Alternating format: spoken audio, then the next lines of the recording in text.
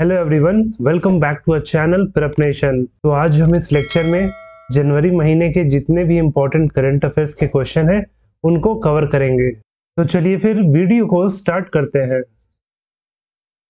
जिसमें पहला क्वेश्चन है, the union cabinet has approved the opening of new consulates in which of the following countries. केंद्रीय मंत्रिमंडल ने निम्नलिखित में से किस देश में नए वाणिज्य दूतावास खोलने की मंजूरी दी है? तो वो दिया गया है ऑप्शन बी मालदीव्स और लिथुआनिया में। ऑप्शन बी मालदीव्स और लिथुआनिया इसका सही आंसर है। Dhanu Yatra festival is related to which state. Dhanu Yatra पर्व किस राज्य से संबंधित है? तो वो संबंधित है ऑप्शन सी उड़ीसा राज्य से। Option C state of Odisha. तो वहीं जो उड़ीसा का धनु यात्रा है वो कोविड के बाद 2 साल बाद फिर से शुरू हुआ, और वहीं इस फेस्टिवल का आयोजन उड़ीसा में कहाँ किया जाता है? तो ये किया जाता है उड़ीसा के बारगढ़ में, बारगढ़। और ये शुरू हुआ था 27 दिसंबर को और ये चलेगा 6 जनवरी तक। और वहीं ये धनु यात्रा बेसिकली क्या है? तो इस फेस्टिवल में ड्रामा परफॉर्म किया जाता है इन ओपन एयर थिएटर, और ये जो थिएटर है इसको माना जाता है दुनिया का लार्जेस्ट ओपन एयर थिएटर। और वहीं ये चीज मेंशन्ड है इन गिनीज वर्ल्ड ऑफ रिकॉर्ड में भी। तो जो उड़ीसा का बाड़गढ़ है वो पूरा का पूरा एरिया जो है वो एक स्टेज बन जाता है और पूरे गांव में ड्रामा परफॉर्म होता है। और वहीं आप पूछेंगे कि जो ड्रामा परफॉर्म होता है उसका थीम क्या रहता है? तो इस ड्रामा का थीम रहता है कृष्णा और कंस, इन दोनों के बीच में जो घटना हुआ है तो उसको परफॉर्म करके इस फेस्टिवल में दिखाया जाता है। और वहीं ये फेस्टिवल शुरू हुआ था भारत की आज़ादी के बाद, यानी कि 1947-48 में। और वहीं उसके बाद इस फेस्टिवल का आयोजन हर साल किया जाता है। तो जैसे कृष्ण ने कंस को मारा था, तो इस फेस्टिवल में भी आखिरी में अच्छाई की जीत होती है ओवर एविल। और वहीं इस फेस्टिवल को वर्ष 2014 में नेशनल फेस्टिवल का स्टेटस दिया गया था भारत सरकार द्वारा। Which scheme has been launched by the Ministry of Railways to modernize railway station across India? Bharat भर में रेलवे स्टेशनों के आधुनिकीकरण के लिए रेल मंत्रालय द्वारा कौन सी योजना शुरू की गई है? तो किया गया है option A Amrit Bharat station scheme. Option A Amrit Bharat station scheme. और वहीं इस स्कीम के तहत जितने भी छोटे स्टेशन हैं उनको मॉडर्नाइज और अपग्रेड किया जाएगा। Researchers of which countries are developing a drug to treat GNB1 encephalopathy, a rare genetic disease? किस देश के शोधकर्ता एक दुर्लभ अनुवांशिक बीमारी GNB1 encephalopathy के इलाज के लिए एक दवा विकसित कर रहे हैं? तो कुल 3 देश हैं जो इस दवा को विकसित कर रहे हैं, और वो 3 देश हैं ऑप्शन बी भारत, यूएस और इजराइल। तो ऑप्शन बी इसका सही आंसर होगा। तो जो GNB1 एनसीफेलोपैथी बीमारी है जो कि एक रेयर जेनेटिक ब्रेन डिजीज है जो कि होता है due to mutation in the GNB1 gene. और वहीं जो ये बीमारी है ये ह्यूमन साइकिल के फीटस स्टेज में ही इफेक्ट करता है। और वहीं जब ये बीमारी फीटस स्टेज में लगता है जिससे कि जो फिजिकल ग्रोथ होता है वो काफी डिले होता है उसमें, वहीं इसके साथ ही जो बच्चे होते हैं उनका मेंटल डेवलपमेंट भी नहीं हो पाता है। और क्योंकि इस बीमारी में ब्रेन इफेक्ट होता है तो जैसे जैसे बच्चा बड़ा होता है तो वो और नए नए बीमारियों से घिरते जाता है। और वहीं इस बीमारी के अभी तक 100 से भी कम केसेस रिपोर्ट किए गए हैं। और वहीं इस बीमारी की दवाई पे खोज कर रहे हैं भारत का IIT मद्रास, इजराइल का तेल अवीव यूनिवर्सिटी और साथ में यूएस का Columbia University. Which state has become the first state to pass the Lokayukta bill? कौन सा राज्य लोकायुक्त विधेयक पारित करने वाला पहला राज्य बन गया है? तो वो बना है option C Maharashtra. Option C Maharashtra. Which states first Vande Bharat Express has been flagged off on December 30? 30 दिसंबर को किस राज्य की पहली वंदे भारत एक्सप्रेस को हरी झंडी दिखाई गई? तो दिखाया गया था ऑप्शन सी वेस्ट बंगाल में। Option C West Bengal. और वहीं इसे हरी झंडी दिखाए थे भारत के प्रधानमंत्री नरेंद्र मोदी जी ने।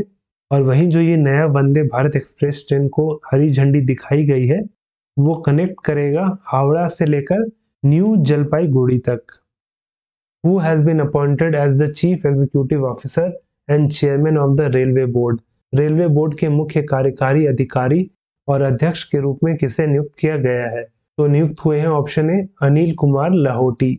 Option A Anil Kumar Lahoti.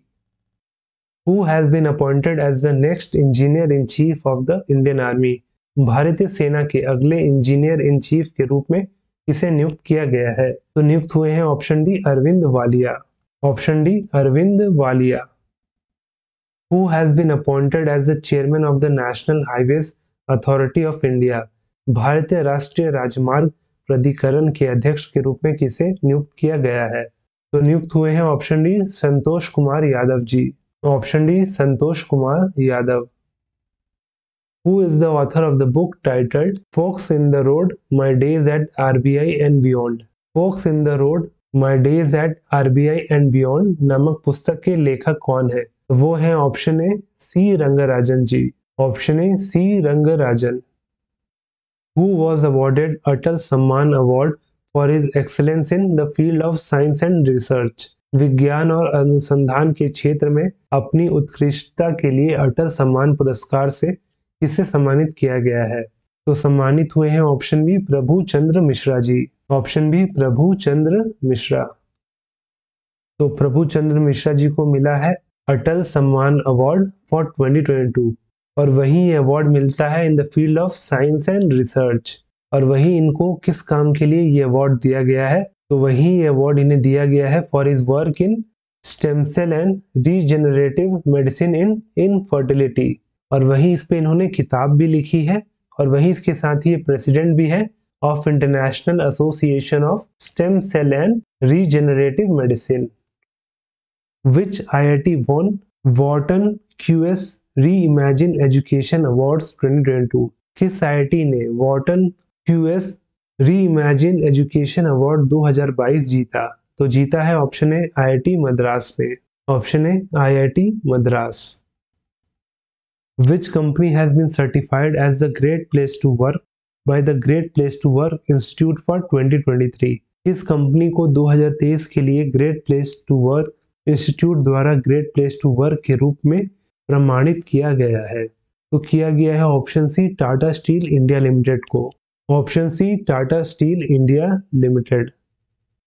In the Asian men's championship trophy India beat which country to win the bronze medal? एशियाई पुरुष चैंपियंस ट्रॉफी में भारत ने किस देश को हराकर कांस्य पदक जीता? तो भारत जीता था ऑप्शन ए पाकिस्तान को हरा के। Option A Pakistan. तो ब्रॉन्ज मेडल के लिए भारत और पाकिस्तान के बीच में मैच खेला गया जिसमें भारत ने पाकिस्तान को 4-3 से हराया। वहीं बात करें इस Asian champions trophy men's hockey tournament में कौन सा टीम विजयी रहा? तो इसमें विजयी रहा साउथ कोरिया और इसने फाइनल में जापान को 4-2 से हराया।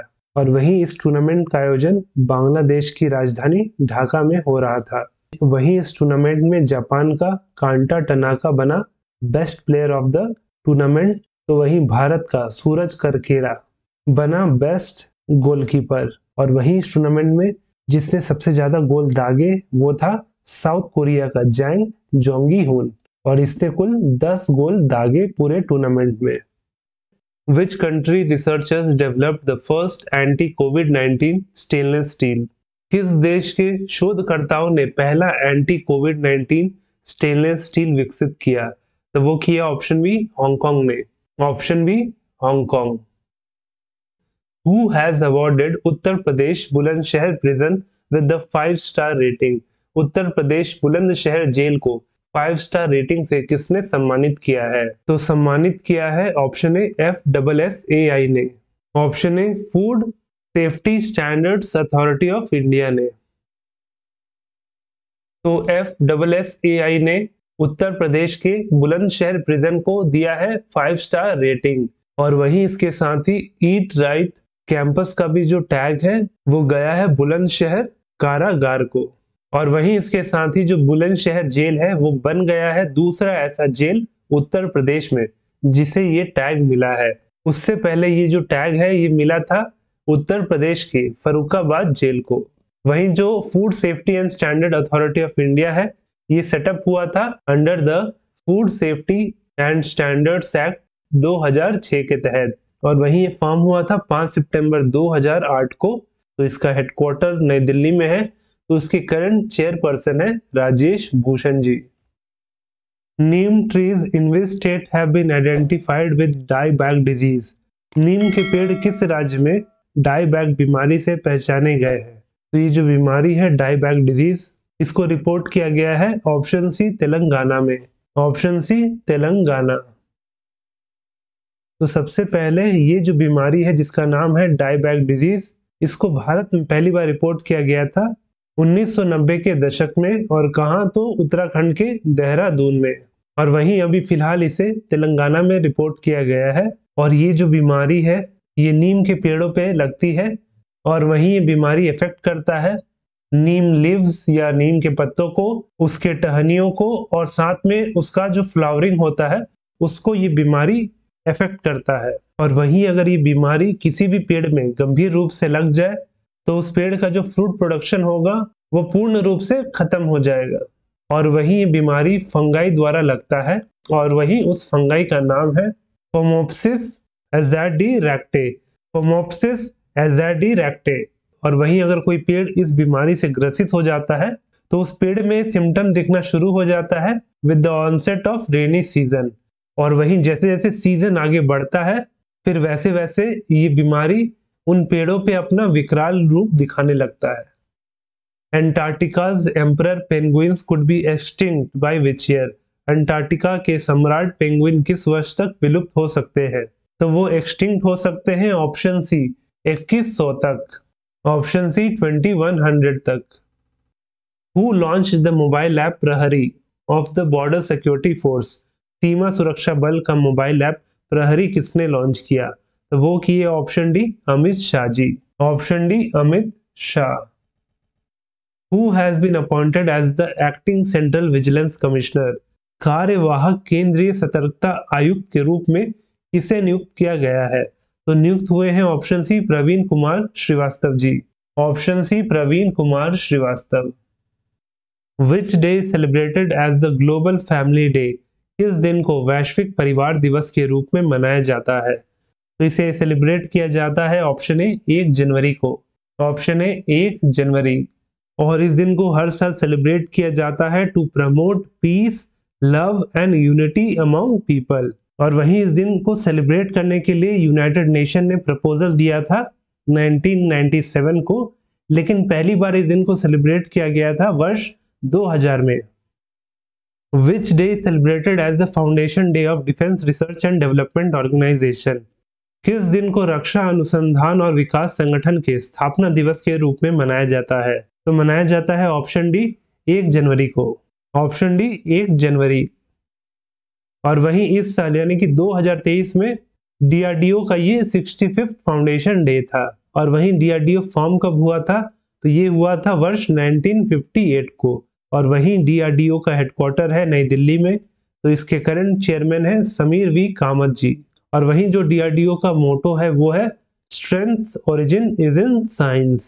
Strength origin is in science. Union minister Nitin Gadkari inaugurated the new जुआरी ब्रिज इन विच स्टेट। केंद्रीय मंत्री नितिन गडकरी ने किस राज्य में नए जुआरी पुल का उद्घाटन किया? तो वो किए ऑप्शन डी गोवा राज्य में। Option D Goa. Which state government set up the Nilgiri तहर कंजर्वेशन प्रोजेक्ट। किस राज्य सरकार ने नीलगिरी तहर संरक्षण परियोजना की स्थापना की? तो वो किया ऑप्शन डी तमिलनाडु ने। Option D Tamil Nadu. Which of the following celebrated जश्न चिल्लाई kiln with students in Srinagar. निम्नलिखित में से किसने श्रीनगर में छात्रों के साथ जश्न चिल्लाई कलन मनाया? तो जश्न चिल्लाई कलन मनाया ऑप्शन ए सीआरपीएफ ने। ऑप्शन ए सीआरपीएफ यानी कि central reserve police force. Who was appointed as the Chief Executive Officer of the Food Safety and Standard Authority of India? भारतीय खाद्य सुरक्षा और मानक प्राधिकरण के मुख्य कार्यकारी अधिकारी के रूप में किसे नियुक्त किया गया है? तो नियुक्त हुए हैं option D G Kamala Vardhan Rao. Option D G Kamala Vardhan Rao.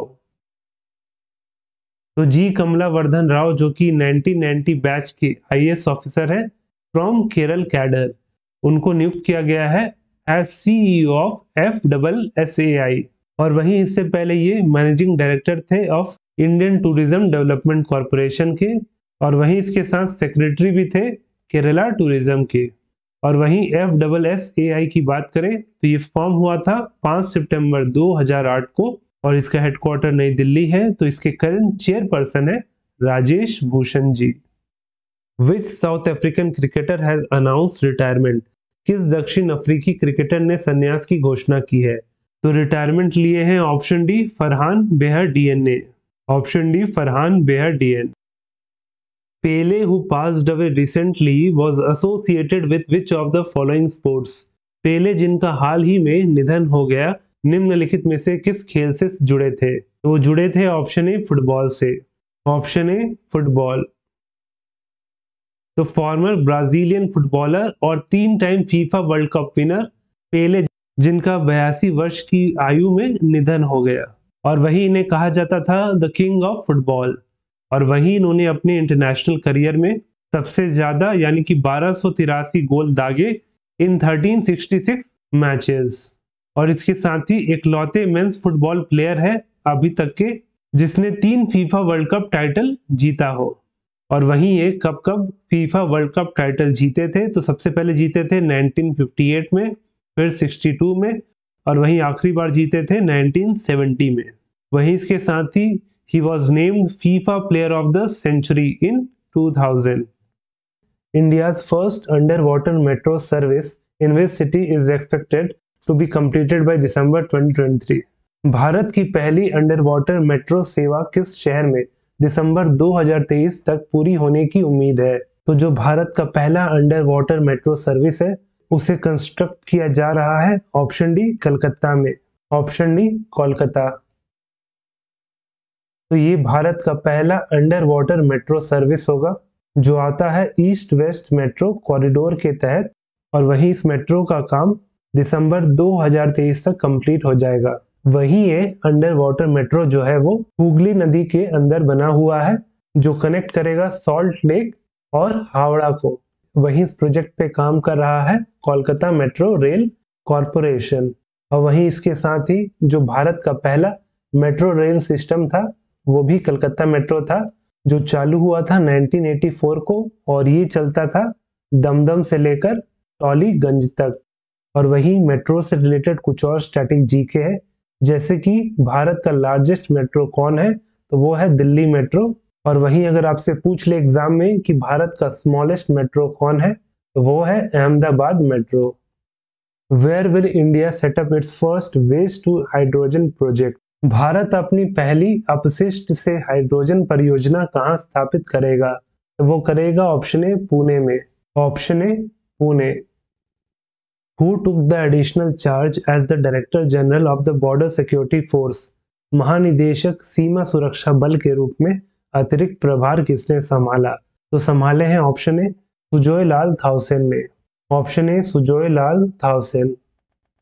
First 3D printed dwelling unit for the soldiers was inaugurated in which Indian Army cantonment? किस भारतीय सेना छावनी में सैनिकों के लिए पहली 3D मुद्रित आवास इकाई का उद्घाटन किया गया?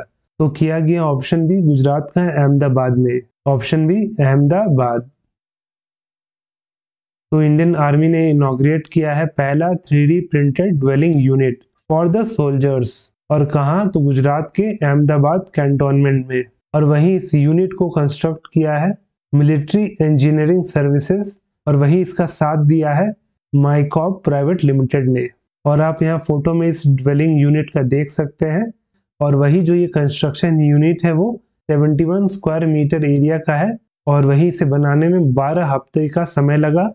और वहीं इस यूनिट को 3D प्रिंटेड फाउंडेशन का इस्तेमाल करके बनाया गया था। Cristiano Ronaldo has sign contract with which of the following football clubs? Cristiano Ronaldo ने निम्नलिखित में से किस फुटबॉल क्लब के साथ अनुबंध पर हस्ताक्षर किया है? तो कॉन्ट्रैक्ट साइन किया है option C Al Nassr football club के साथ। Option C Al Nassr football club.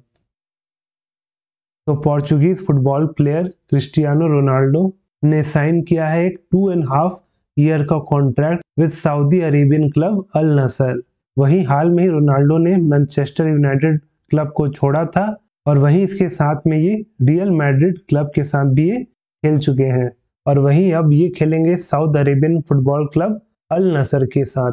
और वहीं ये जो क्लब है अल नसर फुटबॉल क्लब, ये फॉर्म हुआ था 24 अक्टूबर 1955 को और वहीं इस क्लब का निकनेम है अल Alami.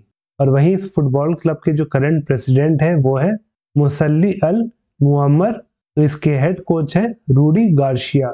Rudy Garcia who has become the first Indian in history to win 2 medals at the World Blitz Chess Championship। विश्व ब्लिट्स शतरंज चैंपियनशिप में 2 पदक जीतने वाले इतिहास में पहले भारतीय कौन बने? तो वो बनी है option D Koneru Humpy. Option D Koneru Humpy. Which state police Nijaat campaign received IACP 2022 award? किस राज्य की पुलिस निजात अभियान को IACP 2022 पुरस्कार मिला? तो ये जो अवार्ड मिला है वो option C Chhattisgarh state police को दिया गया है। Option C Chhattisgarh police. और वहीं छत्तीसगढ़ पुलिस ने कैंपेन लॉन्च किया था जिसका नाम था निजात और वो जो कैंपेन था वो एक एंटी ड्रग और इलिसिट लिकर कैंपेन था और इसी कैंपेन के लिए IACP यानी कि international Association of chief of police जो कि एक यूएस का इंटरनेशनल ऑर्गेनाइजेशन है, तो उसने छत्तीसगढ़ पुलिस को ये 2022 का IACP अवार्ड दिया। Which anniversary of the Battle of Koregaon Bhima was celebrated on 1st January 2023? 1 जनवरी 2023 को कोरेगांव भीमा की लड़ाई की कौन सी वर्षगांठ मनाई गई? तो मनाया गया ऑप्शन डी 205वां वर्षगांठ। Option D 205th anniversary. तो जो बैटल ऑफ कोरेगांव भीमा है उसका इस वर्ष 205वां एनिवर्सरी था और वहीं ये बैटल एक्चुअली कब लड़ा गया था? तो ये लड़ा गया था 1 जनवरी 1818 में और वहीं जो ये बैटल हुआ था बिटवीन पेशवा और ब्रिटिश आर्मी के बीच में हुआ था, जहां पेशवा से लड़ रहे थे पेशवा बाजीराव टू, तो वहीं ब्रिटिश आर्मी को कमांड कर रहे थे कैप्टन FF स्टॉन्टन और वहीं ये battle third Anglo Maratha war का एक हिस्सा था। और वहीं ये जो बैटल है ब्रिटिश आर्मी जीत गया था अगेंस्ट पेशवा आर्मी और वहीं ब्रिटिश आर्मी में जो लोग सबसे ज्यादा संख्या में थे वो थे महर, जो कि मोस्ट पॉपुलस दलित सब कास्ट है महाराष्ट्र का। तो ये जो बैटल हुआ था उसमें जो ब्रिटिश आर्मी जीता है वो इन्हीं के कारण जीता था। Which of the following launched the first 54 Starlink version 2.0 satellite into space? निम्नलिखित में से किसने अंतरिक्ष में पहला 54 स्टारलिंक वर्जन 2.0 उपग्रह प्रक्षेपित किया? तो वो किया ऑप्शन ए स्पेसएक्स ने। ऑप्शन ए स्पेसएक्स। तो स्पेसएक्स ने लॉन्च किया पहला 54 स्टारलिंक वर्जन 2.0 सैटेलाइट और वहीं इन स्टारलिंक सैटेलाइट को लॉन्च किया गया था through SpaceX falcon 9 launch vehicle. और वहीं इसे किस जगह से लॉन्च किया गया था? तो इसे लॉन्च किया गया था केप कैनवरेल के यूएस एयरफोर्स बेस से। और वहीं इस स्टारलिंक सैटेलाइट से दुनिया के कोने कोने तक इंटरनेट की सुविधा पहुंचाई जाती है। और वहीं स्पेसएक्स जो है ये फाउंड किया गया था वर्ष 2002 में और वहीं इसके फाउंडर है Elon Musk. Who assume command of the Indian air force western command? भारतीय वायुसेना पश्चिमी कमान की कमान किसने संभाली? तो संभाला है option C Pankaj Mohan ji. Option C Pankaj Mohan. Who has been appointed as the chairman of Atomic Energy Regulatory Board? परमाणु ऊर्जा नियामक बोर्ड के अध्यक्ष के रूप में किसे नियुक्त किया गया है? तो नियुक्त हुए हैं option C Dinesh Kumar Shukla ji. Option C Dinesh Kumar Shukla. तो जो दिनेश कुमार शुक्ला जी है वो फॉर्मर एग्जीक्यूटिव डायरेक्टर थे of Atomic Energy Regulatory Board, तो इनको अब प्रमोट करके बना दिया गया है एज चेयरमैन ऑफ AERB यानी कि एटॉमिक एनर्जी रेगुलेटरी बोर्ड। और वहीं इन्हें 3 वर्षों के लिए नियुक्त किया गया है। और वहीं इसके साथ ही जो एटॉमिक एनर्जी रेगुलेटरी बोर्ड है वो फॉर्म हुआ था 15 नवंबर 1983 को और इसका हेडक्वार्टर है मुंबई में। Who has been appointed as the brand ambassador of Pottery Barn? Pottery Barn का ब्रांड एम्बेसडर किसे नियुक्त किया गया है? तो नियुक्त हुई हैं option B Deepika Padukone. Option B Deepika Padukone. तो जो पॉटरी बार्न है ये अमेरिका का फर्नीचर रिटेलर है, तो उसने अपने कंपनी को इंटरनेशनल लेवल पे प्रमोट करने के लिए दीपिका पादुकोण को अपॉइंट किया है एज ब्रांड एम्बेसडर।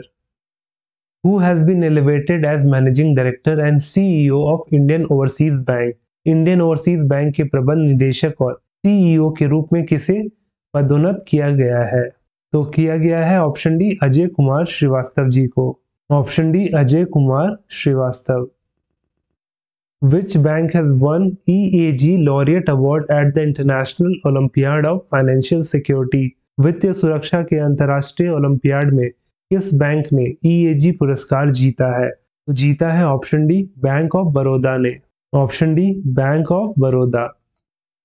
तो जो बैंक ऑफ बड़ौदा है वो second largest public sector bank है भारत में after State Bank of India, और उसने जीता है EAG laureate award in the International Olympiad of Financial Security. और वहीं ये अवार्ड इसे कहाँ दिया गया था? तो ये अवार्ड इसे मिला था रशिया के सोची में।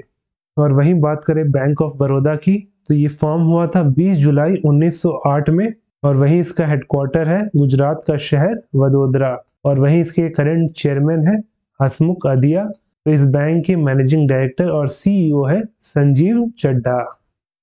The Election Commission of India has started the mission 929 in which state?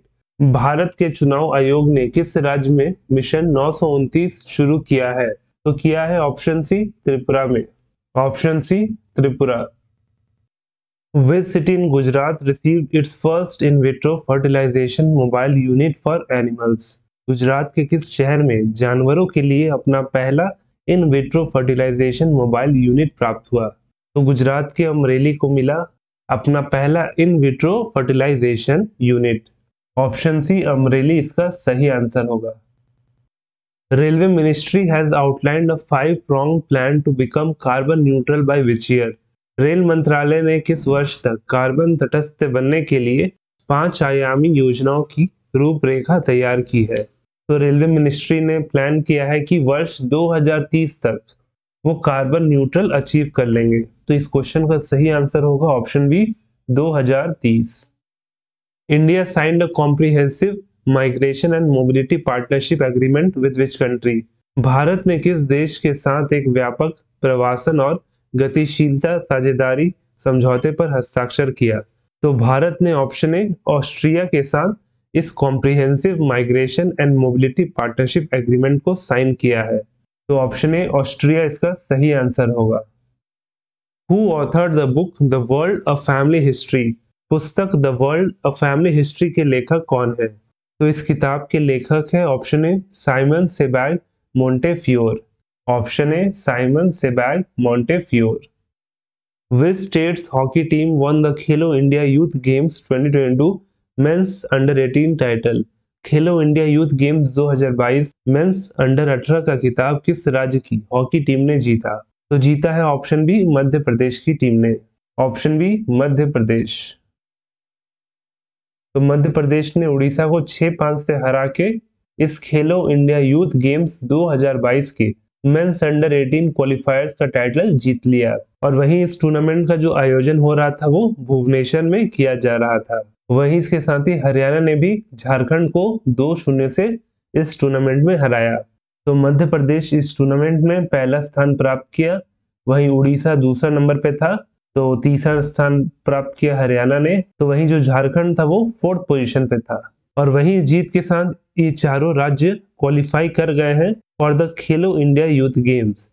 और इस खेलो इंडिया यूथ गेम्स का आयोजन होगा अगले साल मध्य प्रदेश में।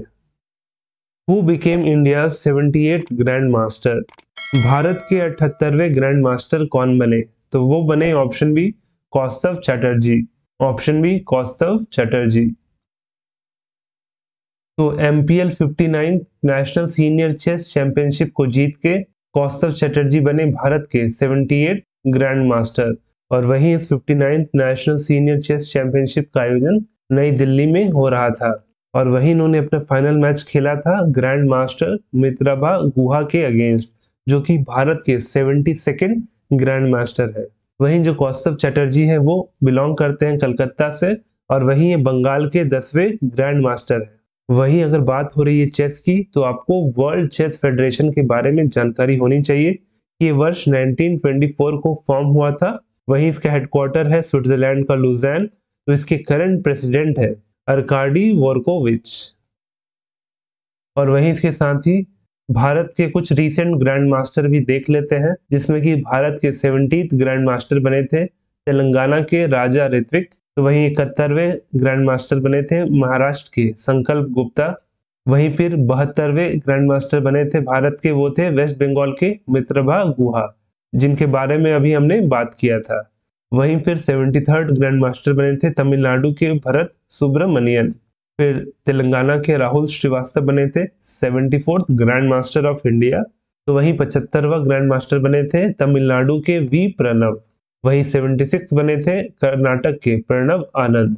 तो प्रणव आनंद और वी प्रणव में आप कंफ्यूज नहीं होइएगा।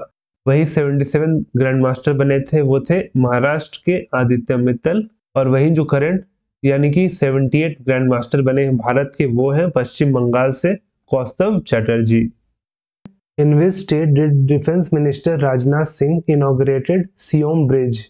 रक्षा मंत्री राजनाथ सिंह ने किस राज्य में सियोम पुल का उद्घाटन किया? तो राजनाथ सिंह ने सियोम पुल का उद्घाटन किया ऑप्शन सी अरुणाचल प्रदेश में। ऑप्शन सी अरुणाचल प्रदेश। तो फिलहाल देश के रक्षा मंत्री हैं राजनाथ सिंह और उन्होंने अरुणाचल प्रदेश में सियोम ब्रिज का उद्घाटन किया। और वहीं इस ब्रिज का निर्माण किया है border Road organisation.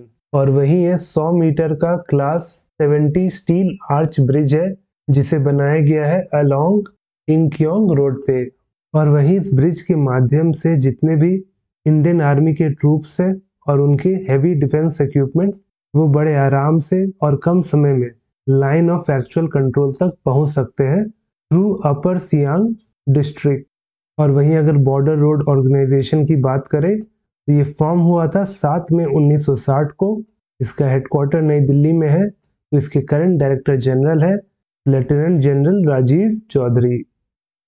Which country has become the first country in Asia and second in the world to launch hydrogen powered urban trains?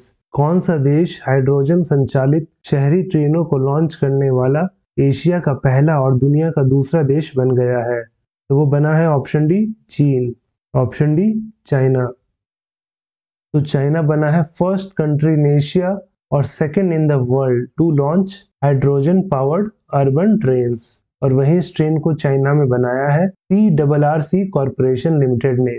और इस ट्रेन का जो मैक्सिमम स्पीड है वो है 160 किलोमीटर प्रति घंटा। और वहीं इस ट्रेन में एक बार हाइड्रोजन को डालने के बाद ये बिना रुके 600 किलोमीटर का सफर तय करता है। वहीं जो दुनिया का जो पहला देश है जिसने हाइड्रोजन ट्रेन को लॉन्च किया था, वो है जर्मनी।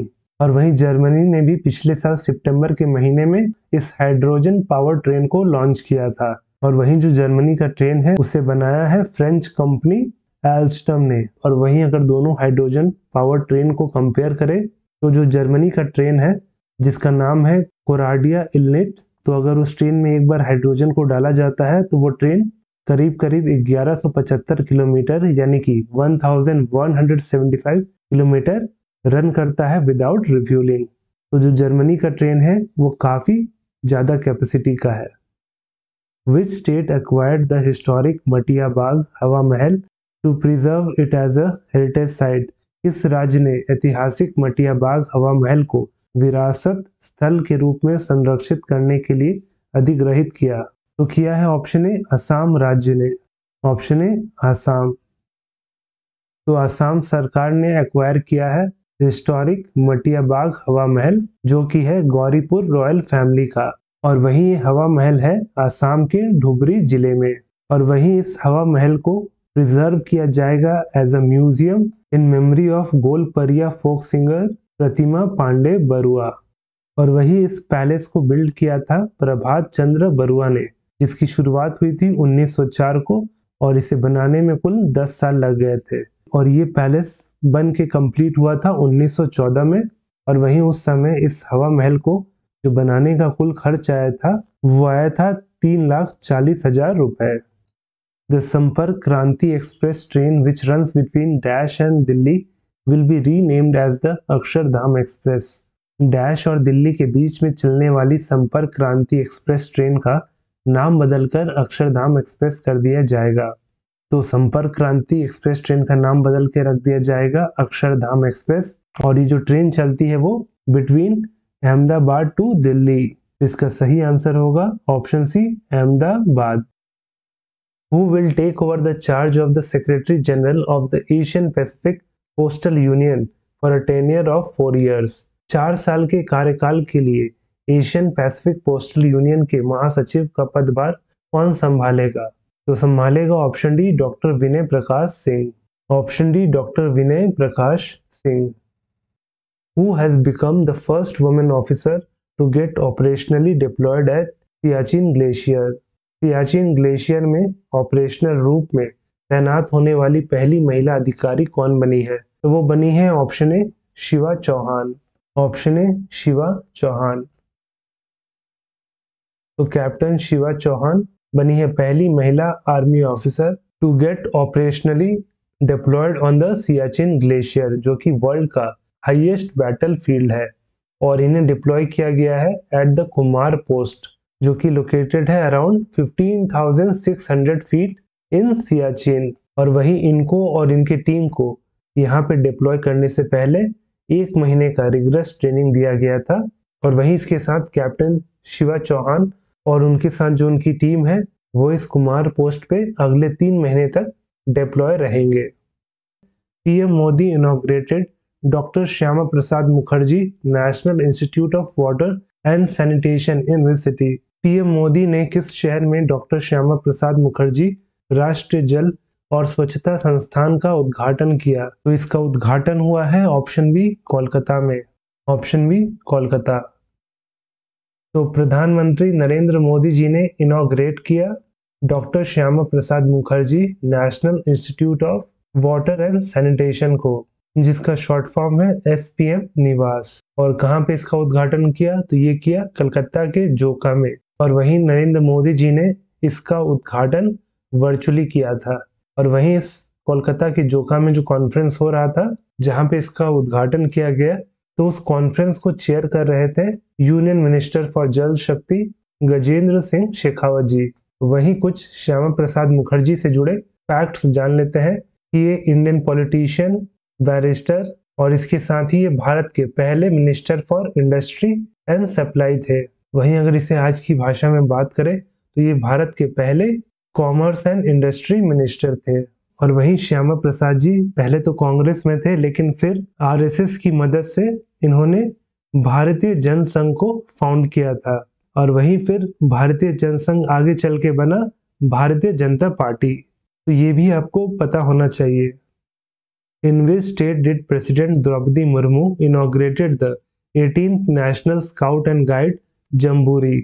राष्ट्रपति द्रौपदी मुर्मू ने किस राज्य में 18वें राष्ट्रीय स्काउट और गाइड जमावड़े का उद्घाटन किया? तो किया ऑप्शन सी, राजस्थान में। Option C, Rajasthan.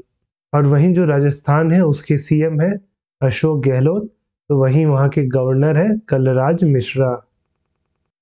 Chief minister Pinarayi Vijayan inaugurated a palm leaf manuscript museum in which city? मुख्यमंत्री पिनरई विजयन ने किस शहर में एक ताड़ के पत्ते की हस्तलिपि संग्रहालय का उद्घाटन किया? तो किया ऑप्शन डी, तिरुवनंतपुरम में। Option D, Thiruvananthapuram. Which state has abolished the revenue Patwari policing system in the state? किस राज्य ने राज्य में राजस्व पटवारी पुलिस प्रणाली को समाप्त कर दिया है? तो इस पटवारी पुलिस सिस्टम को अबॉलिश किया गया है ऑप्शन ए, उत्तराखंड राज्य में। Option A, Uttarakhand. Which community of Manipur celebrated the गण नगाई फेस्टिवल? मणिपुर के किस समुदाय ने गण नगाई उत्सव मनाया? तो वो कम्युनिटी है जो गण नगाई फेस्टिवल सेलिब्रेट करता है, वो है ऑप्शन डी, जेलिया रोंग। ऑप्शन डी, जेलिया रोंग कम्युनिटी। और ये जो गण नगाई फेस्टिवल है जिसे सेलिब्रेट करता है जेलियारोंग कम्युनिटी, ये हर साल सेलिब्रेट किया जाता है आफ्टर द हार्वेस्ट सीजन। और वहीं इस जेलियारोंग कम्युनिटी में 3 ट्राइब आते हैं, जिसमें पहला ट्राइब है रोंगमई, दूसरा ट्राइब है लियांगमई, तो वहीं तीसरा ट्राइब है जेमी ट्राइब। तो ये तीनों ट्राइब के नाम आपको याद रखने हैं, क्योंकि आपके एग्जाम में ट्राइब से एक क्वेश्चन जरूर बनता है। और वहीं फेस्टिवल में सारे कम्युनिटी के लोग एक साथ मिलके भगवान को आभार प्रकट करते हैं अच्छा फसल देने के लिए। वहीं साथ में प्रार्थना करते हैं कि आने वाले साल भी ऐसे ही अच्छी फसल होती रहे।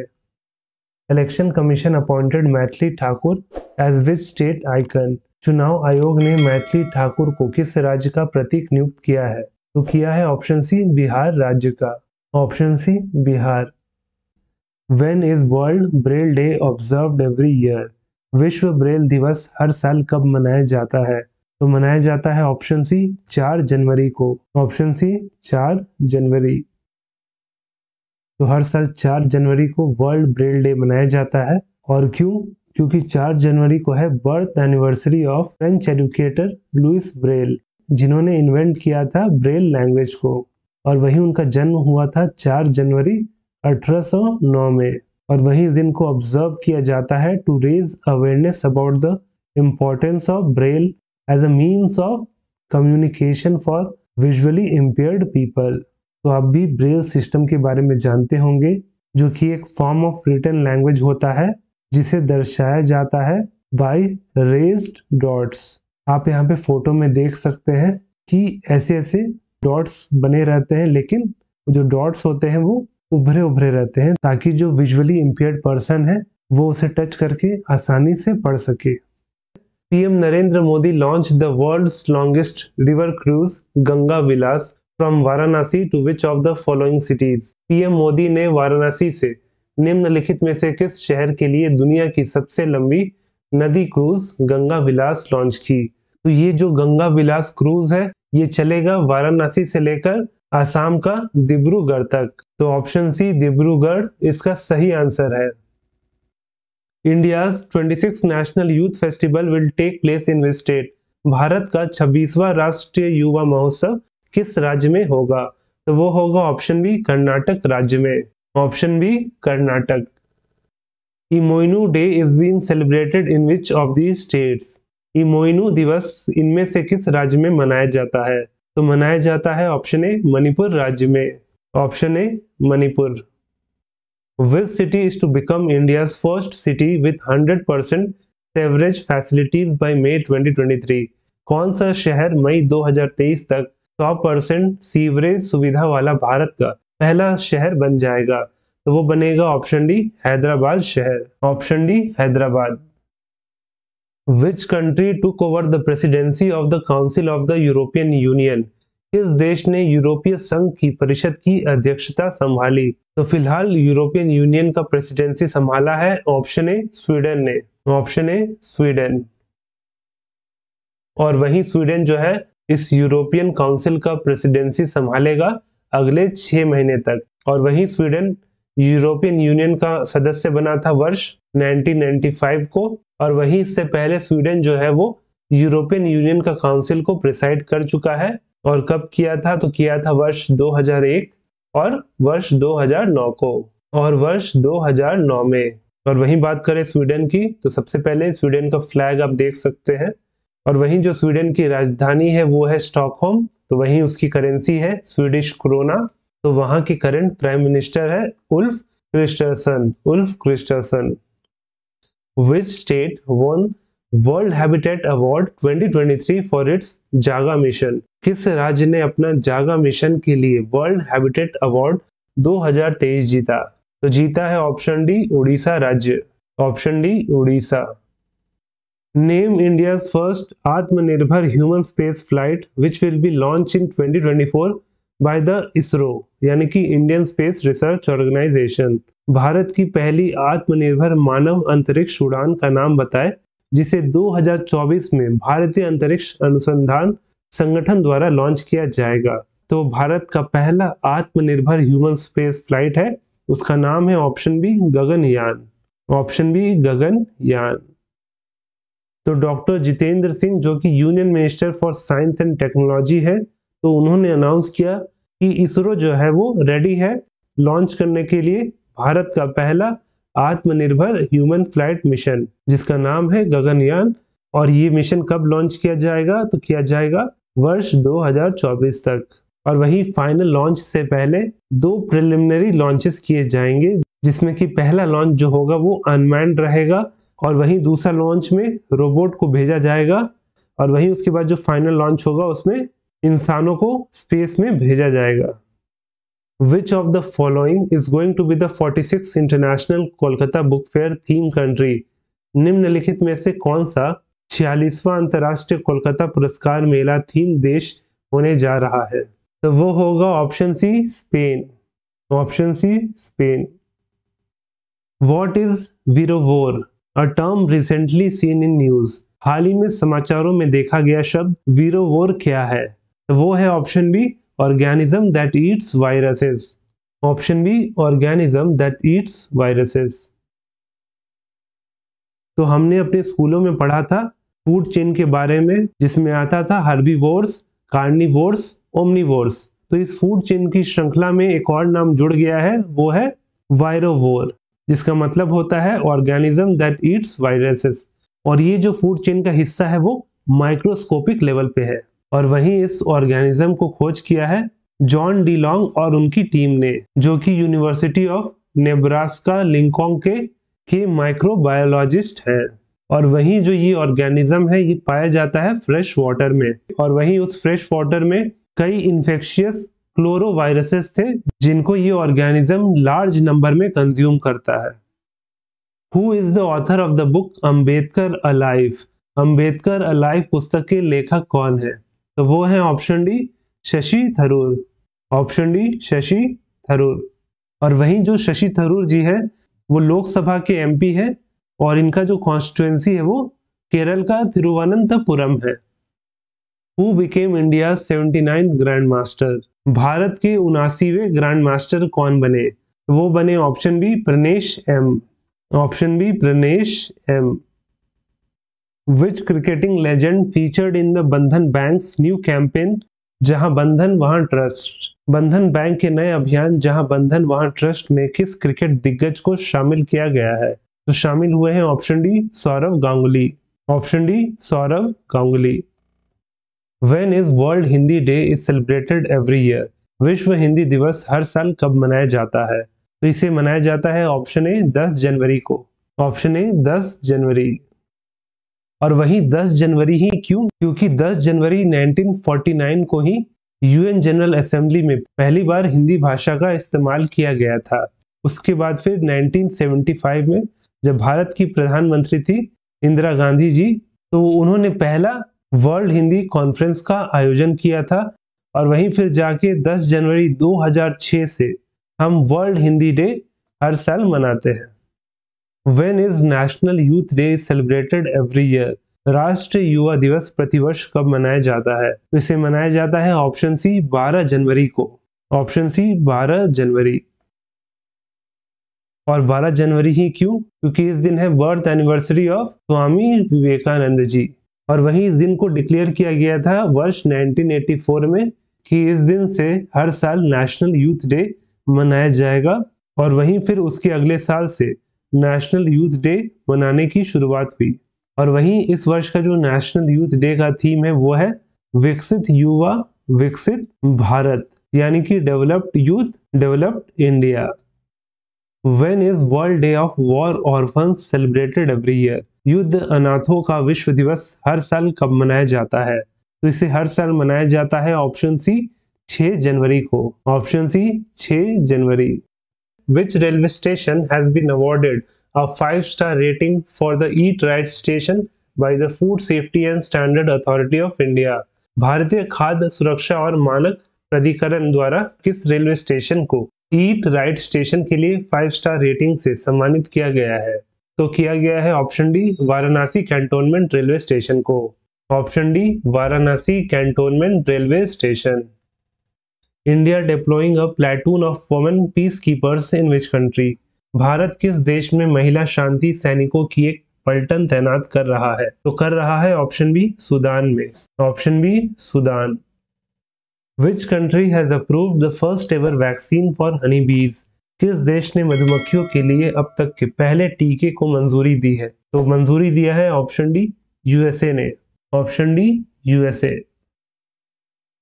और वही है वैक्सीन जिसे यूएसए ने बनाया है फॉर हनी बीज, ये प्रोटेक्ट करेगा हनी बीज को from the American foul brood disease. और वही ये बीमारी जो है हनी बीज को लार्वा स्टेज में ही अफेक्ट करती है, लेकिन अब इस वैक्सीन को देने के बाद अब ये हनी बीज इम्यून रहेंगे फाउल ब्रूड डिजीज से। वही जो फाउल ब्रूड डिजीज है ये होता है ड्यू टू बैक्टीरियम पेनीबैसिलियस लार्वे, पेनीबैसिलियस लार्वे। वहीं बात करें यूएस की तो इसकी राजधानी है वॉशिंगटन डीसी, तो वहां की करेंसी है यूएस डॉलर, तो वहां के करंट प्रेसिडेंट है Joe Biden. Who has been selected for ओदा खुजल अवार्ड 2022? ओदा खुजल पुरस्कार 2022 के लिए किसे चुना गया है? तो चुने गए हैं option A Ambika Suthan Mangad, option A Ambika Suthan मनगद।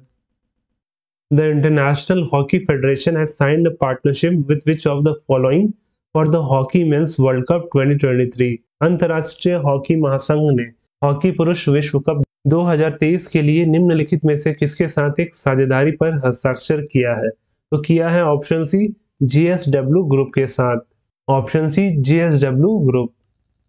Who has become the first female cricketer to have a statue cast in her honor at Sydney Cricket Ground in Australia?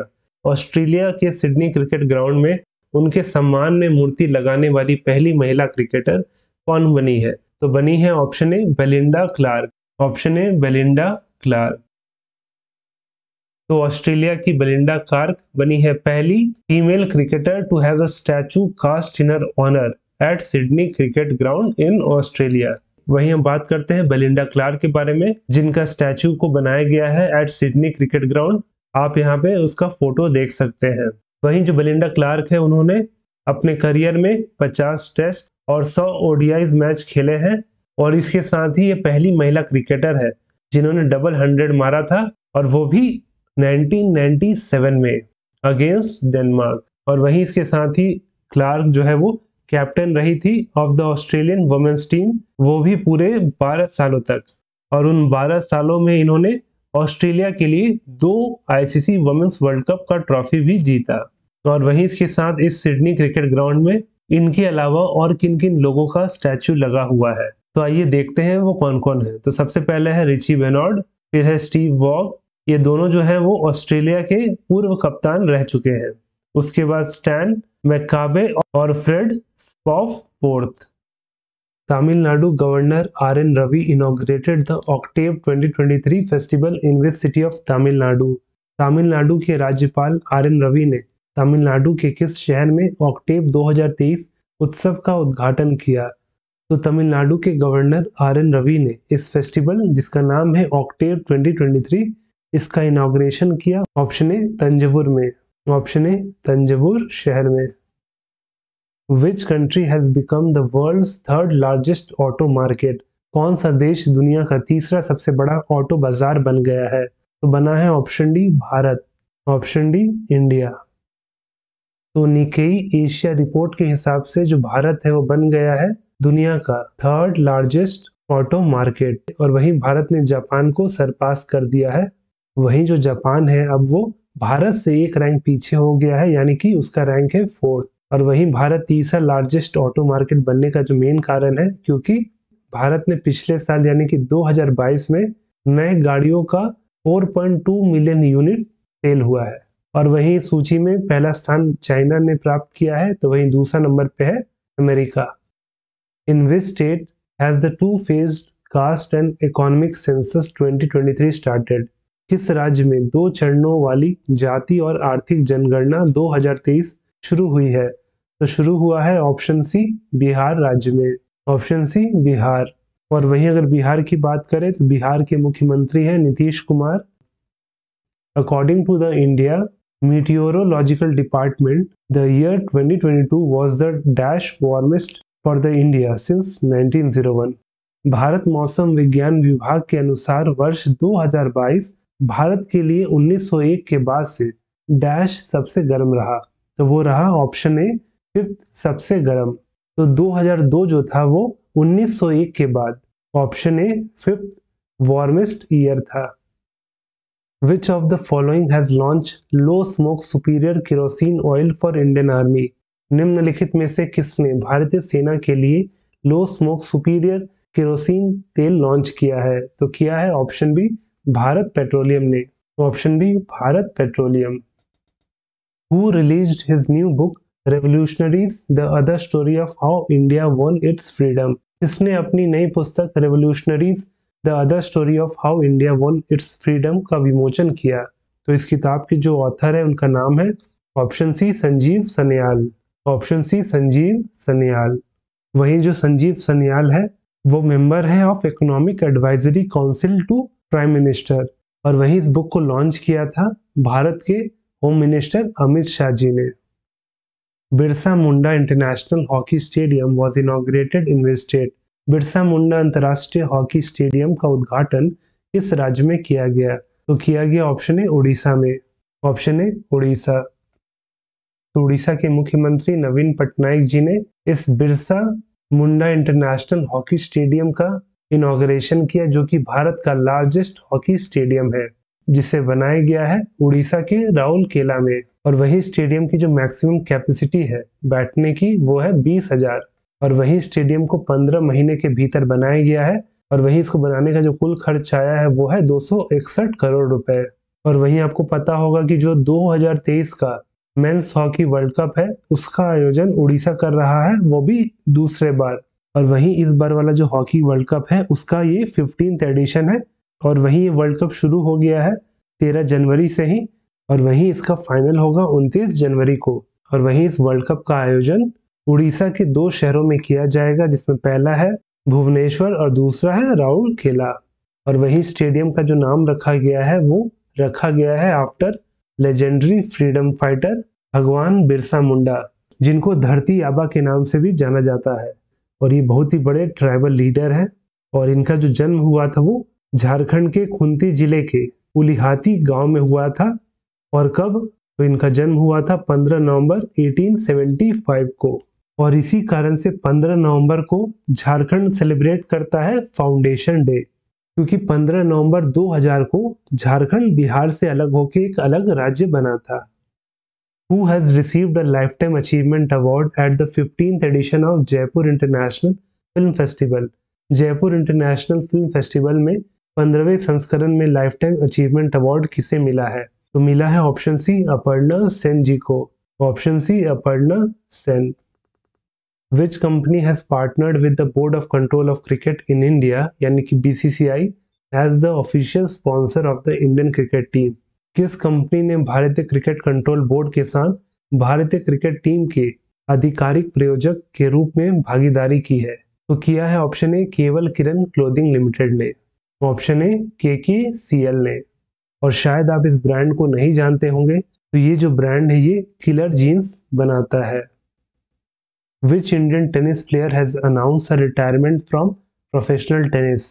किस भारतीय टेनिस खिलाड़ी ने पेशेवर टेनिस से संन्यास की घोषणा की है? तो किया है option D Sania Mirza. Option D Sania Mirza. Which state's former governor Kesharinath Tripathi passed away? किस राज्य के पूर्व राज्यपाल केशरीनाथ त्रिपाठी का निधन हो गया? तो हुआ है ऑप्शन बी वेस्ट बंगाल के फॉर्मर गवर्नर का। Option B West Bengal. Who unveiled the mascot, torch and anthem of the Khelo India Youth Games 2022? Khelo India Youth Games 2022 के शुभंकर, मशाल और गान का अनावरण किसने किया? तो आप ध्यान रखिएगा कि यहाँ पे 2022 लिखा हुआ है लेकिन हो रहा है 2023 में। और वहीं इस खेलो इंडिया यूथ गेम्स का जो मैस्कॉट, टॉर्च और एंथम जिसने अनवील किया वो है ऑप्शन सी मध्य प्रदेश के मुख्यमंत्री शिवराज सिंह चौहान। Option C Shivraj Singh Chauhan. तो शिवराज सिंह चौहान और निशीथ प्रामाणिक जी, जो कि है यूनियन मिनिस्टर ऑफ स्टेट और ministry of youth affairs and sports, तो इन दोनों ने मिलकर इस 5th addition of Khelo India Youth games का मैस्कॉट, स्मार्ट टॉर्च और थीम का अनावरण किया। और कहाँ किया? तो मध्य प्रदेश के भोपाल में। और वहीं इस खेलो इंडिया यूथ गेम्स का जो आयोजन होगा वो मध्य प्रदेश के 8 शहरों में होगा, जिसमें शामिल है भोपाल, इंदौर, उज्जैन, ग्वालियर, जबलपुर, मंडला, बालाघाट और खारगोन। वहीं इस खेलो इंडिया यूथ गेम्स का इस एडिशन का जो मैस्कॉट है वो है आशा, जो कि एक फीमेल चीता है, और साथ में मोगली। और वहीं जो टॉर्च है वो है अमरकंटक, अमरकंटक। और वहीं इस टॉर्च का नाम अमरकंटक क्यों रखा गया है? क्योंकि इसी अमरकंटक प्लेटो से नर्मदा नदी ओरिजिनेट करती है। और वहीं साथ में जो अमरकंटक है वो विंध्यास और सतपुरा रेंज का मीटिंग पॉइंट है, इसीलिए इस टॉर्च का नाम अमरकंटक रखा गया है। और वहीं इसके साथ इस खेलो इंडिया का जो थीम है वो है हिंदुस्तान का दिल धड़का दो। और इस सॉन्ग को गाया है सिंगर शान ने। Which state will get India's largest and first coal gasification based Talcher fertilizer plant by October 2024? किस राज्य को अक्टूबर 2024 तक भारत का सबसे बड़ा और पहला कोयला गैसीकरण आधारित तलचर उर्वरक संयंत्र प्राप्त होगा? तो प्राप्त होगा ऑप्शन बी उड़ीसा राज्य को, option B Orissa. Which state became the first state in the country to fully adopt digital banking? कौन सा राज्य डिजिटल बैंकिंग को पूरी तरह से अपनाने वाला देश का पहला राज्य बन गया है? तो वो बना है ऑप्शन बी केरल राज्य, ऑप्शन बी केरला। और वही इसकी घोषणा की थी केरल के मुख्यमंत्री पिनरई विजयन जी ने। और इसके साथ जो केरल के गवर्नर है उनका नाम है Arif Mohammad Khan. Which of the following has been ranked first in the services sector across categories in January 2023? निम्नलिखित में से किसे जनवरी 2023 में सभी श्रेणियों में सेवा क्षेत्रों में प्रथम स्थान दिया गया है? तो फर्स्ट रैंक मिला है ऑप्शन ए पावर ग्रिड को, ऑप्शन ए पावर ग्रिड। तो पावर ग्रिड के बारे में फैक्ट्स को जान लेते हैं। ये जो है फॉर्म हुआ था 23 अक्टूबर 1989 को। वहीं इसका हेडक्वार्टर है हरियाणा का गुरुग्राम। और वहीं इसके करंट चेयरमैन और एमडी है कंदीकुप्पा Shrikant, कंदीकुप्पा Shrikant. Who became the first female Sikh जज इन द यूएस? अमेरिका में पहली महिला सिख न्यायाधीश कौन बनी? तो वो बनी option C Manpreet Monica Singh, option C Manpreet Monica Singh. Who has been appointed as NASA's new chief technologist? NASA के नए मुख्य टेक्नोलॉजिस्ट के रूप में किसे नियुक्त किया गया है? तो नियुक्त हुए हैं ऑप्शन बी एसी चरनिया जी, ऑप्शन बी एसी चरनिया। Which cricketer has been signed by ICICI Prudential Life Insurance for a 360-degree financial protection campaign? ICICI Prudential Life Insurance द्वारा 360 डिग्री वित्तीय सुरक्षा अभियान के लिए किस क्रिकेटर के साथ हस्ताक्षर किया गया है? तो किया गया है ऑप्शन सी सूर्य कुमार यादव के साथ, option C Surya Kumar Yadav. Who amongst these won the top prize यानी कि best director at the New York film critics circle? इनमें से किसने न्यूयॉर्क फिल्म क्रिटिक्स सर्कल में शीर्ष पुरस्कार जो है सर्वश्रेष्ठ निर्देशक जीता? तो जीते हैं ऑप्शन सी एस राजमौली जी, ऑप्शन सी एस राजमौली। और वहीं इन्हें ये अवार्ड मिला था for his movie triple R. तो ट्रिपल आर के लिए इन्हें मिला है न्यूयॉर्क फिल्म क्रिटिक्स सर्कल का अवार्ड फॉर बेस्ट डायरेक्टर। और वही ये मूवी दो लोगों के ऊपर आधारित है, जिसमें पहले है अलूरी सीतारामा राजू और दूसरे हैं कोमराम भीम, जो थे तेलुगु फ्रीडम फाइटर्स। और वहीं इस पिक्चर में इनका रोल निभाए हैं जूनियर एनटीआर और रामचरण जी ने। और वहीं ये जो न्यूयॉर्क फिल्म क्रिटिक सर्कल है वो एक अमेरिकन फिल्म क्रिटिक ऑर्गेनाइजेशन है जो फाउंड हुआ था 1935 में by Wanda Hale. Who is the author of the book titled roller coaster an affair with banking? Roller coaster an affair with banking नामक पुस्तक के लेखक कौन है? तो वो है option C Tamal Bandopadhyay, option C Tamal Bandopadhyay. तो अगला क्वेश्चन भी बुक्स एंड ऑथर से रिलेटेड है कि who is the author of the medical book human anatomy? चिकित्सा पुस्तक ह्यूमन एनाटॉमी के लेखक कौन है? तो वो है option B doctor Ashwini Kumar Dwivedi ji, option B doctor Ashwini Kumar Dwivedi. Who won the Adelaide International Men's Single Title? Adelaide अंतरराष्ट्रीय पुरुष एकल खिताब किसने जीता? तो जीते हैं ऑप्शन डी नोवाक जोकोविक ने, option D Novak Djokovic. Who won his maiden ATP World Tour title in men's single category? पुरुष एकल वर्ग में अपना पहला ATP वर्ल्ड टूर खिताब किसने जीता? तो जीते हैं ऑप्शन बी टैलन ग्रिक्सपुअर ने, option B Tallon Griekspoor. According to the United Nations, Earth's ozone layer is expected to recover to 1980 levels by which year? संयुक्त राष्ट्र के अनुसार पृथ्वी की ओजोन परत के किस वर्ष तक 1980 के स्तर तक ठीक होने की उम्मीद है? अकॉर्डिंग टू यूनाइटेड नेशन जो अर्थ का ओजोन लेयर है वो ऑप्शन सी 2040 तक इतना हील हो जाएगा जैसे कि ओजोन लेयर 1980 में था। तो इसका सही आंसर होगा option C 2040। Ministry of culture organised a grand cultural programme Sur Sarita symphony of Ganga university. संस्कृति मंत्रालय ने किस शहर में एक भव्य सांस्कृतिक कार्यक्रम सुर सरिता गंगा की सिम्फनी का आयोजन किया? तो इसका आयोजन किया गया ऑप्शन ए वाराणसी में। ऑप्शन ए वाराणसी। और वहीं ये प्रोग्राम को ऑर्गेनाइज किया गया था during the launch of Ganga Vilas cruise, जो कि वर्ल्ड का लॉन्गेस्ट रिवर क्रूज है। और वहीं इस क्रूज को भी लॉन्च किया गया था वाराणसी शहर से। और ये जो क्रूज है ट्रैवल करेगा आसाम के डिब्रूगढ़ तक। तो उसी के उपलक्ष्य में इस कल्चरल प्रोग्राम का आयोजन किया गया था। What is the rank of India in the Henley Passport Index 2023? Henley passport index 2023 में भारत का रैंक क्या है? तो भारत का रैंक है ऑप्शन ए 85। ऑप्शन ए 85 इसका सही आंसर होगा। तो हेनले पासपोर्ट इंडेक्स 2023 जिसे रिलीज किया था हेनले एंड पार्टनर्स ने, जो कि एक लंदन बेस्ड ग्लोबल सिटीजनशिप और रेसिडेंस एडवाइजरी फर्म है।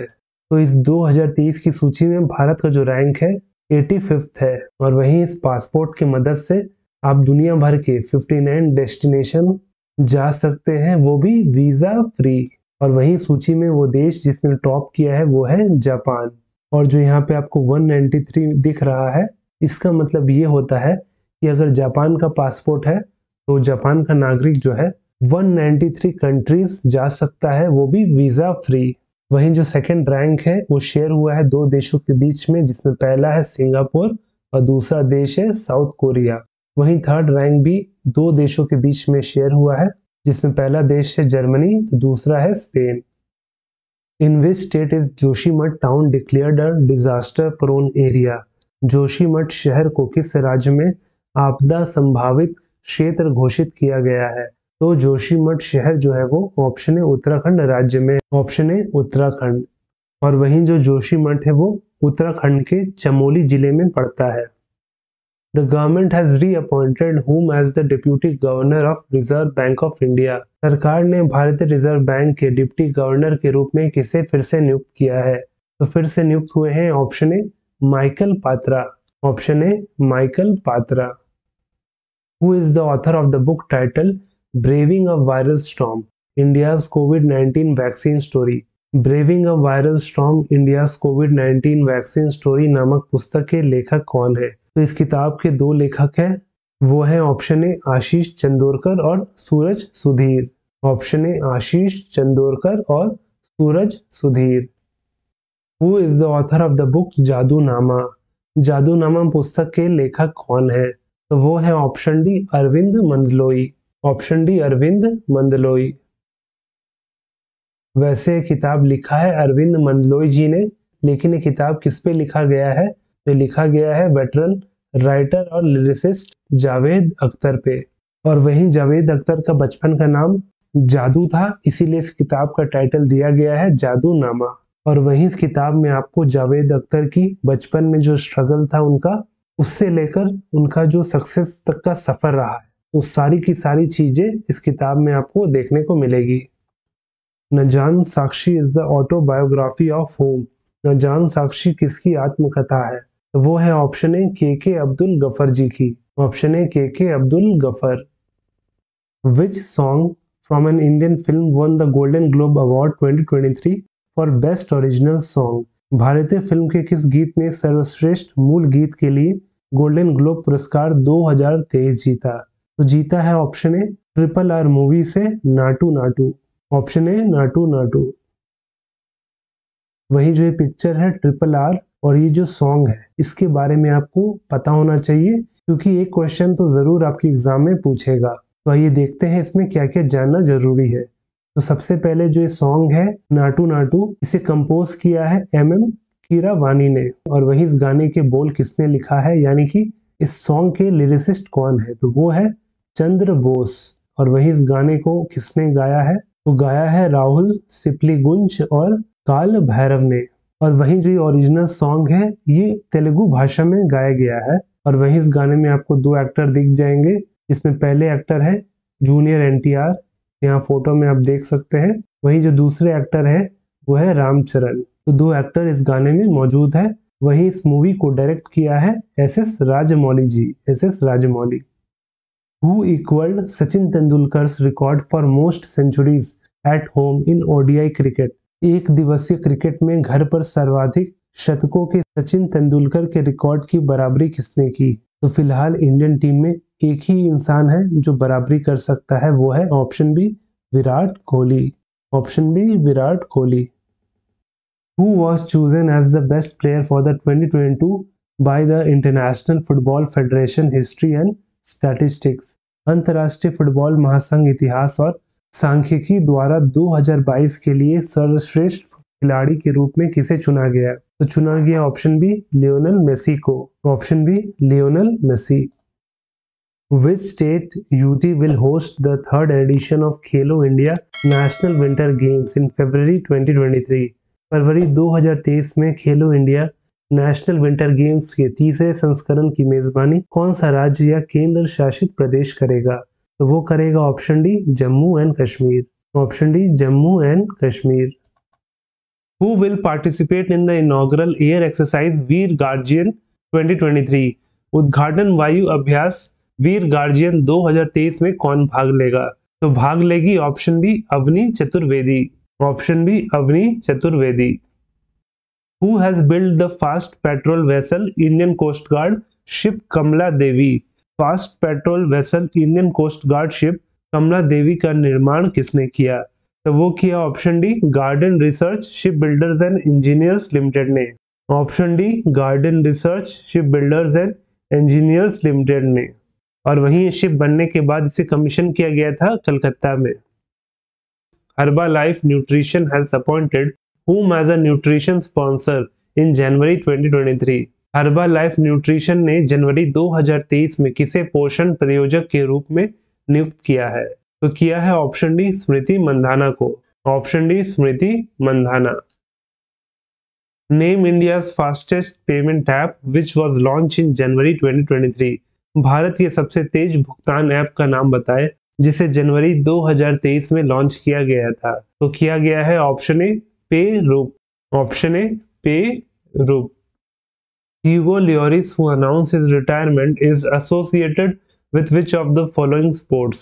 ह्यूगो लॉरिस जिन्होंने अपनी सेवानिवृत्ति की घोषणा की निम्नलिखित में से किस खेल से जुड़े हैं? तो जुड़े हैं ऑप्शन डी फुटबॉल खेल से। Option D football.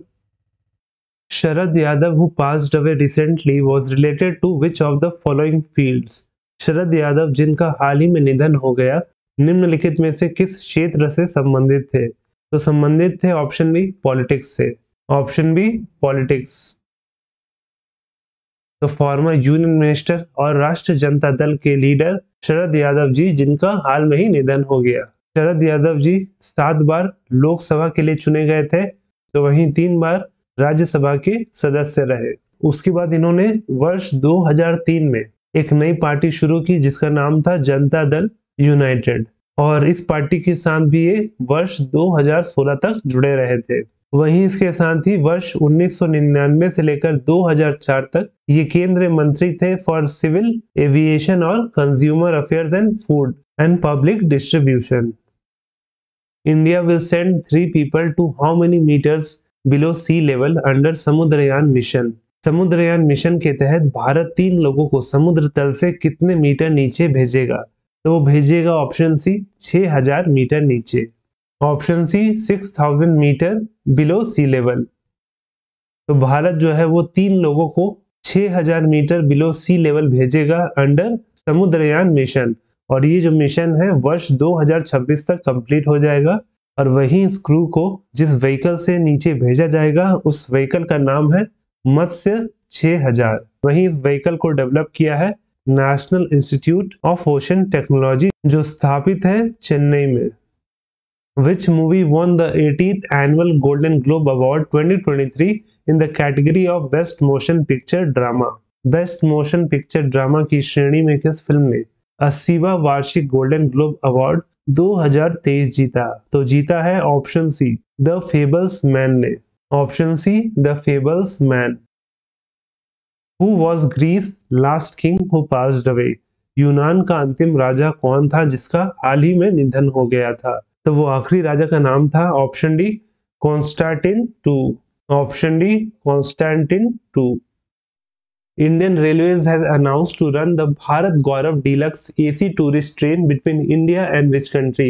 भारतीय रेलवे ने भारत और किस देश के बीच भारत गौरव डीलक्स एसी टूरिस्ट ट्रेन चलाने की घोषणा की है? तो ये जो भारत गौरव डीलक्स एसी टूरिस्ट ट्रेन है ये चलेगा भारत और ऑप्शन सी नेपाल के बीच में।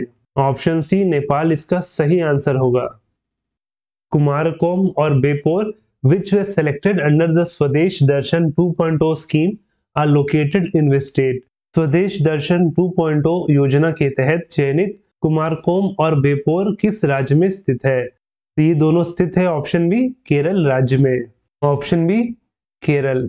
वहीं इस स्वदेश दर्शन 2.0 स्कीम के लिए 36 डेस्टिनेशन को चुने गए थे from 19 states and union territories, जिसमें केरल के ये 2 जगह शामिल है। और वहीं जो कुमारकोम है ये पड़ता है केरल के कोट्टयम जिले में, तो वहीं बेपोर जो है वो आता है केरल के कोझिकोड जिले के अंदर। Meta announce the appointment of whom as the director of global business group in India? Meta ने भारत में वैश्विक व्यापार समूह के निदेशक के रूप में किसे नियुक्त करने की घोषणा की है? तो जो मेटा इंडिया के लिए जो डायरेक्टर अपॉइंट किए जाएंगे वो है option B, Vikas Purohit ji. Option B, Vikas Purohit. Who has become the first woman officer of the Border Road Organization to be posted on a foreign project? किस विदेशी परियोजना पर तैनात होने वाली सीमा सड़क संगठन की पहली महिला अधिकारी बनी है? तो वो बनी है option C, Surabhi Jakhmola. Option C, Surabhi Jakhmola. तो कैप्टन सुरभि जखमोला जो है वो इंडियन आर्मी ऑफिसर है ऑफ द 117 इंजीनियर रेजिमेंट की, और अब ये बन गई है पहली महिला officer of the Border Road Organisation to be posted on a foreign project. और वहीं ये कौन से प्रोजेक्ट पे पोस्टेड है? तो ये पोस्टेड है अंडर द प्रोजेक्ट दंटक जो चल रहा है इन Bhutan. Who was named the winner of the 71st annual Miss Universe pageant? 71वीं वार्षिक मिस यूनिवर्स प्रतियोगिता की विजेता किसे नामित किया गया है? तो 71st मिस यूनिवर्स बनी है option A, R Bonney Gabriel. Option A, R Bonney Gabriel. Who has been signed as a brand ambassador for मोहे? मोहे के ब्रांड एम्बेसडर के रूप में किसे साइन किया गया है? तो साइन किया है ऑप्शन ए, कायरा अडवाणी ने। Option A, Kiara Advani. तो जो मोहे है वो एक एथनिक फैशन और ब्राइडल वेयर ब्रांड है फ्रॉम वेदांत फैशंस लिमिटेड, और इसी का एक और ब्रांच है जिसको आप जानते होंगे, उसका नाम है मान्यवर। तो वो मेंस के लिए एथनिक फैशन डिजाइन करता है, वही मोहे जो है वो स्पेशली वुमेन्स के लिए ड्रेस डिजाइन करता है। और वही इसने अपॉइंट किया है कायरा अडवाणी को अपने प्रोडक्ट के लिए brand ambassador. Which institute has developed an AI tool called Sibyl that effectively predicts lung cancer risk? इस संस्थान ने सिबिल नामक एक AI उपकरण विकसित किया है जो फेफड़ों के कैंसर के खतरे की प्रभावी भविष्यवाणी करता है। तो इस सिबिल को डेवलप किया है option B, Massachusetts Institute of Technology ने। Option B, Massachusetts Institute of Technology यानी कि MIT। Which company developed India's first 5G enabled drone? किस कंपनी ने भारत का पहला 5G सक्षम ड्रोन विकसित किया है? तो किया है ऑप्शन सी, IG ड्रोन्स ने। Option C, IG drones. तो जो IG ड्रोन्स है ये भारत का टेक स्टार्टअप है, उसने डेवलप किया है भारत का पहला 5G enabled ड्रोन, और वहीं इस ड्रोन का नाम रखा गया है स्काई हॉक। और वहीं ये ड्रोन डिफेंस और मेडिसिन के अलावा कई और काम भी कर सकते हैं, और साथ साथ ये ड्रोन 5 घंटों तक उड़ सकते हैं, और वो भी 10 किलो का वजन उठा के। और वहीं इस ड्रोन में आर्टिफिशियल इंटेलिजेंस और थर्मल इमेजिंग की इक्विपमेंट्स को भी इंस्टॉल किया गया है। Who is the author of the book Irfan Khan a life in movies? Irfan Khan a life in movies पुस्तक के लेखक कौन है? तो वो है option A Shubhra Gupta. Option A Shubhra Gupta. Who became the fifth highest run scorer in the history of ODI cricket? One day cricket के इतिहास में पांचवें सबसे ज्यादा रन बनाने वाले खिलाड़ी कौन बने? तो वो बने option B Virat Kohli. Option B Virat Kohli. तो विराट कोहली भी रोज नए रिकॉर्ड बनाते हैं और तोड़ते हैं। तो उसमें एक नया रिकॉर्ड बनाया है कि वो बन गए हैं fifth highest run scorer in the history of ODI cricket. और ये जो अचीवमेंट है इन्होंने अचीव किया अगेंस्ट श्रीलंका। और अब इनका जो टोटल रन स्कोर हो गया है ओडीआई में वो हो गया है 12,652 रन। और इन्होंने पीछे छोड़ दिया है महिला जयवर्धने को जो कि श्रीलंका से बिलोंग करते हैं। और उन्होंने अपने कैरियर में 4,048 मैचेस में 12,650 रन ही स्कोर किए थे। लेकिन विराट कोहली ने आधे ओडीआई मैचेस में ही ये रिकॉर्ड तोड़ दिया। Who won the Bangkok Open Men's Double Tennis Championship? Bangkok open पुरुष युगल टेनिस चैंपियनशिप किसने जीती? तो जीता है ऑप्शन ए यूकी भाम्री और साकेत मिनेनी ने। ऑप्शन ए यूकी भाम्री और Saket Myneni. Which of the following has notified India's first national assessment regulator परख in January 2023? निम्नलिखित में से किसने जनवरी 2023 में भारत के पहले राष्ट्रीय मूल्यांकन नियामक परख को अधिसूचित किया है? तो किया है ऑप्शन ए एनसीईआरटी ने। ऑप्शन ए एनसीईआरटी। तो एनसीईआरटी जिसका फुल फॉर्म है national council for education research and training, तो उसने नोटिफाई किया है भारत का पहला नेशनल असेसमेंट रेगुलेटर जिसका नाम रखा गया है परख। और ये क्या करेगा? तो ये जितने भी भारत में स्कूल बोर्ड्स है उसके नॉर्म्स, स्टैंडर्ड और गाइडलाइन को एसेस करेगा। और वहीं इस परख का फुल फॉर्म है वो भी आपको पता होना चाहिए क्योंकि एग्जाम में आपसे ये भी पूछ सकता है। तो इसका फुल फॉर्म है performance appraisal review and analysis of knowledge for holistic development. Performance appraisal review and analysis of knowledge for holistic development. Which of the following has become the first Indian firm to fly autonomous drones in underground mines in India? निम्नलिखित में से कौन भारत में भूमिगत खानों में स्वायत्त drone उड़ाने वाली पहली भारतीय फर्म बन गई है? तो वो बना है option B squad drone. Option B squad drone. Charaideo Moidam which is India's nomination for UNESCO's World Heritage Site is located in which state? UNESCO की विश्व धरोहर स्थल के लिए भारत का नामांकन चराइदेव मोइदम्स किस राज्य में स्थित है? तो स्थित है ऑप्शन है आसाम में। तो ऑप्शन है आसाम। तो ये जो मोइदम है ये एक माउंट बरियल सिस्टम है ऑफ अहोम डायनेस्टी। और वही ये माउंट बरियल सिस्टम जो है वो पाया जाता है आसाम के चराइदेव जिले में। और वहीं इसे अहोम साम्राज्य द्वारा निर्मित किया गया था 13 से 19 सेंचुरी के बीच में, जब तक कि अहोम डायनेस्टी आसाम में रूल किया। और वहीं ये जो बरियल साइट है ये कोई आम बरियल साइट नहीं है। ये जितने भी अहोम साम्राज्य में जितने भी रॉयल लोग थे तो उन रॉयल लोगों को इन बरियल साइट में दफनाया जाता था। वहीं जो अहोम डायनेस्टी है ये आसाम में रूल किया था 1228 से लेकर 1826 तक। और वहीं आसाम के जो मुख्यमंत्री हैं उनका नाम है Himanta Biswa Sarma ji. Aska police station in which district of Orissa was awarded the number 1 police station? Orissa के किस जिले के अस्का पुलिस थाने को प्रथम पुलिस थाने का पुरस्कार प्रदान किया गया है? तो किया गया है ऑप्शन डी गंजम जिले को। ऑप्शन डी उड़ीसा का गंजम जिला। और वहीं उड़ीसा में कुल जिलों की संख्या 30 है। और वहां के जो सीएम है उनका नाम है नवीन पटनायक जी। और वहां के करंट गवर्नर है गणेशी लाल। और इसके साथ ही उड़ीसा जो है वो स्टेटहुड में आया था 1 अप्रैल 1936 को। इसीलिए हर साल 1 अप्रैल को उड़ीसा में उत्कल दिवस सेलिब्रेट किया जाता है। What is the rank of India in the global fire power index 2023? Global fire power index 2023 में भारत का रैंक क्या है? तो भारत का रैंक था ऑप्शन डी 4th। तो जो ग्लोबल फायर पावर इंडेक्स है ये विश्व की जितनी भी मिलिट्री फोर्सेस है उसका रेटिंग सिस्टम है। और वहीं इस रेटिंग में जो टॉप किया है वो अमेरिका ने किया है। वहीं दूसरा स्थान प्राप्त किया है रशिया। वहीं तीसरे नंबर पे चीन है तो वही चीन के बाद नंबर 4 है Bharat. Which of the following has been certified as the top employer 2023 in India? निम्नलिखित में से किसे भारत में शीर्ष नियोक्ता 2023 के रूप में प्रमाणित किया गया था? तो 2023 का टॉप एम्प्लॉयर बना है option C CGI। Option C CGI।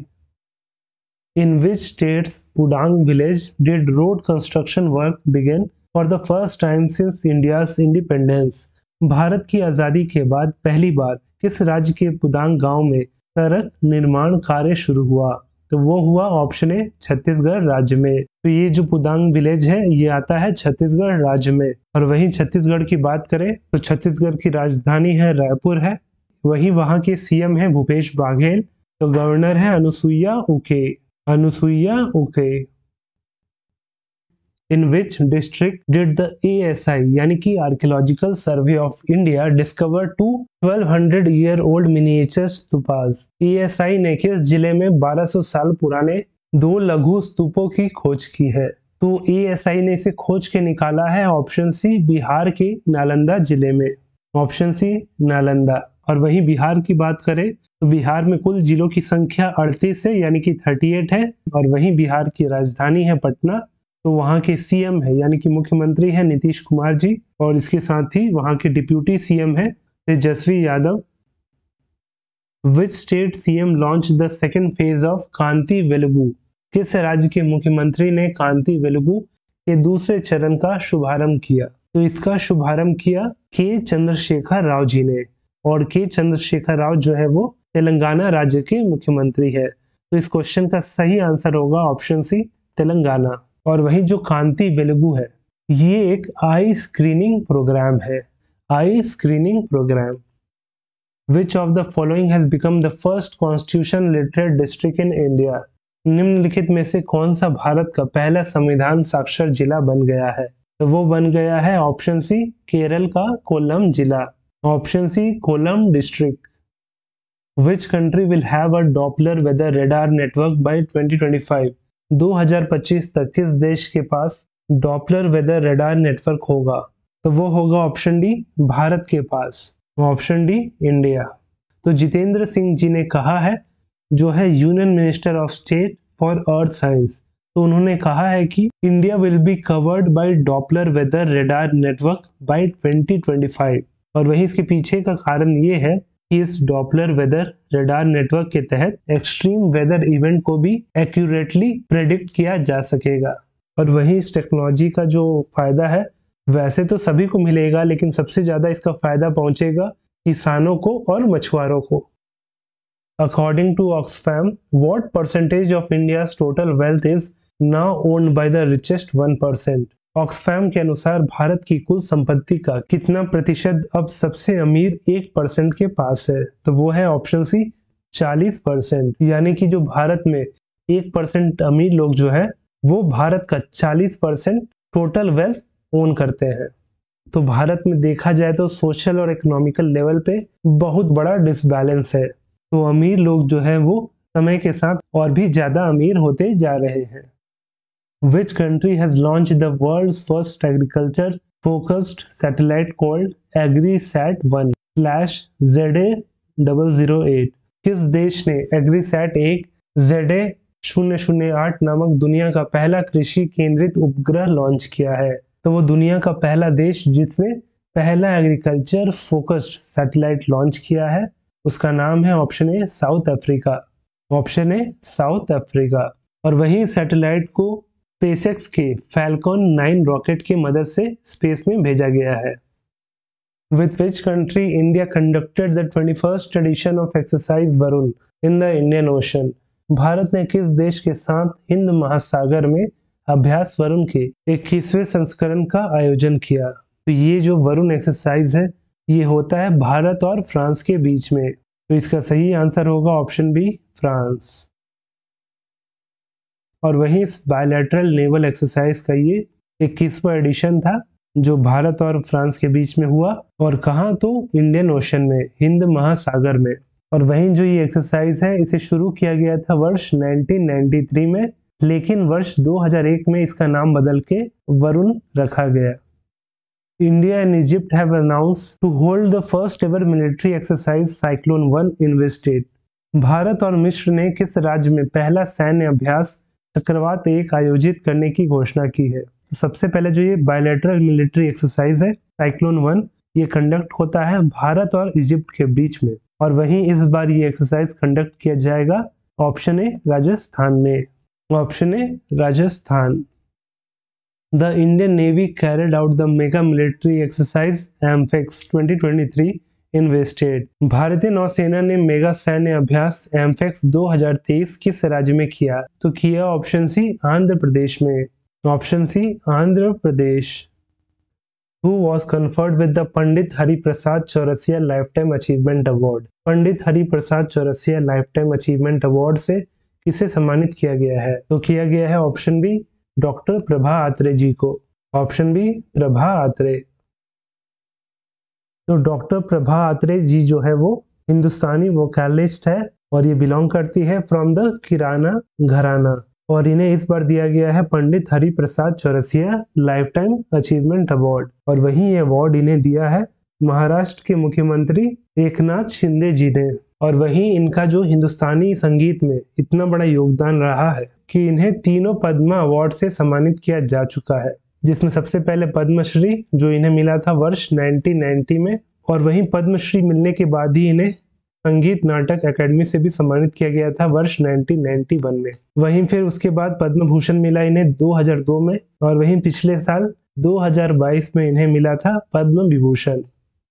Which film got the Best Script Writing Award at the 21st Dhaka International Film Festival held in Bangladesh? Bangladesh में आयोजित 21वें ढाका अंतर्राष्ट्रीय फिल्म महोत्सव में किस फिल्म को सर्वश्रेष्ठ पटकथा लेखन का पुरस्कार मिला? तो मिला ऑप्शन सी अपराजितो फिल्म को।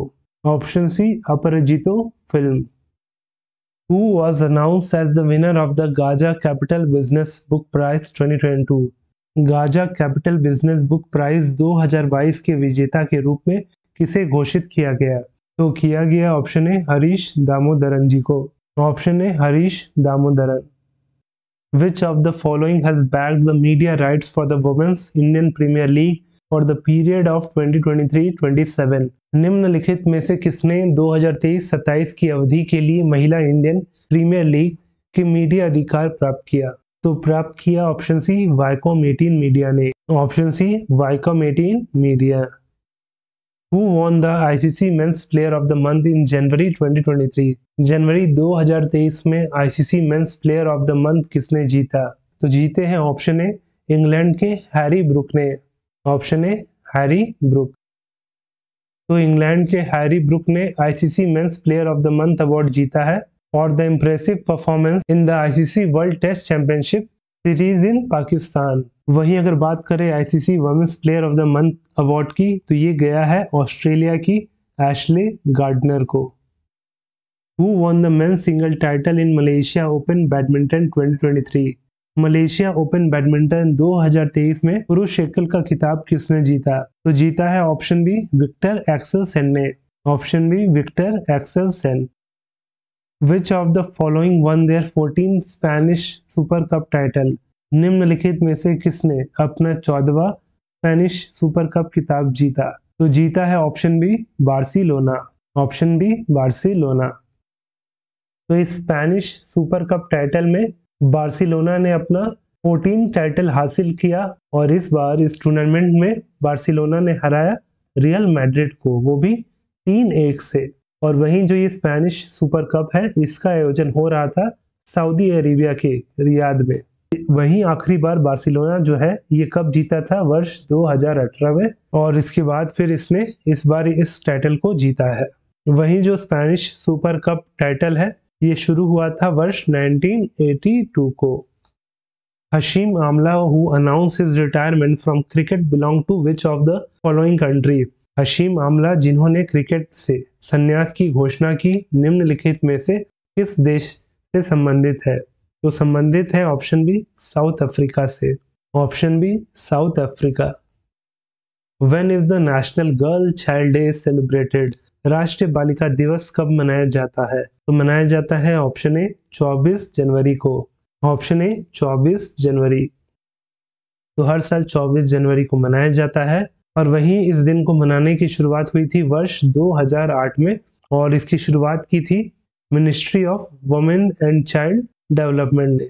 तो तब से लेकर अब तक हर साल 24 जनवरी को इस दिन को सेलिब्रेट किया जाता है। वहीं अगर बात करें कि करंट कैबिनेट मिनिस्टर कौन है of ministry of child development की, तो वो है Smriti Zubin Irani ji. When is the International Education Day celebrated? अंतर्राष्ट्रीय शिक्षा दिवस कब मनाया जाता है? तो ये भी मनाया जाता है ऑप्शन ए 24 जनवरी को। ऑप्शन ए 24 जनवरी। तो इंटरनेशनल डे ऑफ एजुकेशन को हर साल 24 जनवरी को मनाया जाता है ताकि शिक्षा को हर तबके के लोग तक पहुंचाया जा सके। और वहीं इसका जो इस साल का थीम है वो है to invest in people prioritize education. To invest in people prioritize education. और वहीं यूनेस्को ने इस साल को डेडिकेट किया है to girls and women in Afghanistan, क्योंकि बीते साल जो अफगानिस्तान का माहौल रहा है, तो उस खराब माहौल में अब वहाँ की जो महिलाएं हैं उनको शिक्षा से दूर रखा जा रहा है। तो इसीलिए यूनेस्को ने इस वर्ष को डेडिकेट किया है अफगानी महिलाओं के लिए। और वहीं इस दिन को सेलिब्रेट करने के लिए यूनाइटेड नेशन जनरल असेंबली में 3 दिसंबर 2018 को रेजोल्यूशन पास किया गया था। तो उसके बाद से इस दिन को हम हर साल सेलिब्रेट करते हैं। When is the National Voters Day is observed? राष्ट्रीय मतदाता दिवस कब मनाया जाता है? तो मनाया जाता है ऑप्शन बी 25 जनवरी को। ऑप्शन बी 25 जनवरी। और इसे हम वर्ष 2011 से सेलिब्रेट कर रहे हैं। और वहीं इस वर्ष का जो थीम है वो है nothing like voting, I vote for sure. Nothing like voting, I vote for sure. और वहीं भारत में इलेक्शन कमीशन ऑफ इंडिया स्थापित हुआ था 25 जनवरी 1950 को। When is the International Holocaust Remembrance Day is observed? अंतर्राष्ट्रीय प्रलय स्मरण दिवस कब मनाया जाता है? तो मनाया जाता है ऑप्शन डी 27 जनवरी को। Option D 27 January. The world's oldest person, French nun Lucille Randon passed away in January 2023. She was born in which year?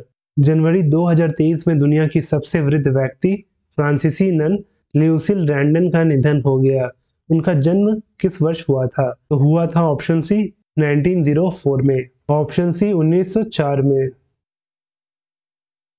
तो विश्व की oldest person French none Lucille रैंडन का निधन हो गया 118 वर्ष की आयु में, और वो जन्मी थी 1 फरवरी 1904 में। और वहीं उनका जन्म हुआ था सदर्न फ्रांस में। और इससे पहले जो दुनिया के सबसे ओल्डेस्ट पर्सन थे वो थे जापान के केन टनाका, जिनकी मृत्यु वर्ष 2022 में हुई थी और उनकी आयु थी 119 वर्ष की। तो केन टनाका के मरने के बाद ये बन गई थी दुनिया की ओल्डेस्ट पर्सन, लेकिन अब इनका भी मृत्यु हो गया है।